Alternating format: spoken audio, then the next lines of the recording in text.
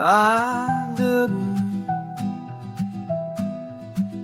När jag dog en dag, 12 år, åkte full fart med cykel utför snö. Backen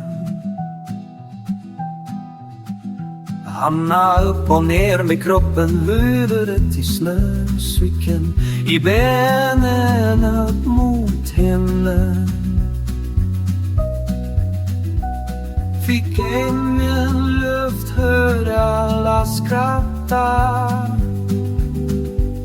Men efter jag tänkte jag slutar andas,